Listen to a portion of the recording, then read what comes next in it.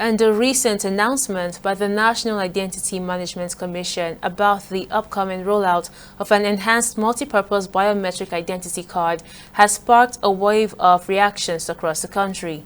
Providing details about the new biometric multiple-purpose card, the Director General and Chief Executive Officer of NIMC, Abisoye Koka Odusote, said it's designed to facilitate access to government programs and services and act as a personal proof of identity and enable economic and financial inclusion. Nigerians have, however, raised concerns about the possibility of a single card being able to deliver such sweeping change. TV360's correspondent Victoria Konde brings us more in this developing story. According to NIMC, the digital cards with multiple wallets, when unveiled, would allow Nigerians to have access to government services in all ministries, departments and agencies, as well as provide platforms for students to access government loans as part of efforts to enhance financial inclusion in the country. These innovative cards will feature biometric authentication, offline functionality, and integrated payment capabilities, all of which are expected to ease financial transactions. And for people who wouldn't want to carry physical cards around, digital versions can be downloaded into their smart devices. These promises have now sparked debate over its potential impact on the country's identity systems and economic landscape.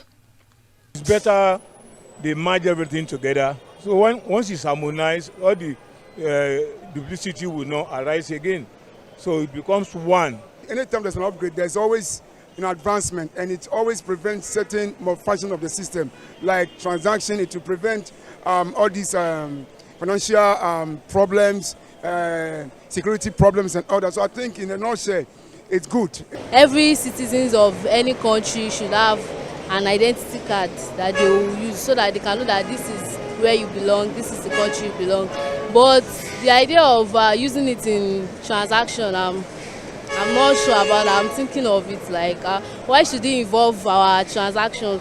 Though some people might like the fact that, okay, the 3-in-1 is fine, but to me, I feel like the 3 in a different ways is okay, because if you have the 3, you know that, okay, if this one is not available, you can use this one. While the technological advancements offer potential benefits, experts raise concerns regarding the biometric features of the card, which they say remain vulnerable to hacking attempts. They also cite costs to be incurred by citizens to acquire the upgraded card.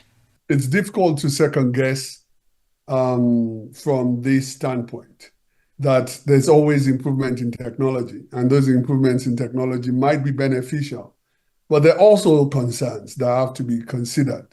Concerns in terms of being biometric. There are always hackers who can gain access, who are constantly finding ways to gain access. And if at any point in time there's access to this kind of biometric information, then there's nothing that can be done to prevent the damage it would do for people taking over the identity of others.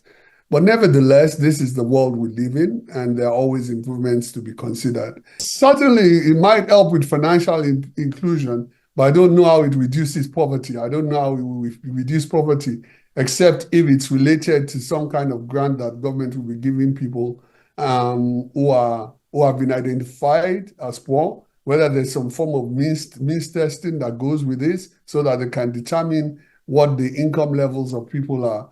But the idea that there is a kind of card that's going to be a panacea that solves all the problems of poverty, I think it's fantasy.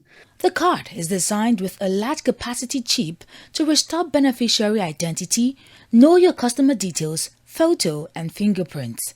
However, questions about its actual impact amid challenges related to security, affordability, and implementation, which could affect its effectiveness, continue to linger. Victoria Akonde, TV360 News, Lagos.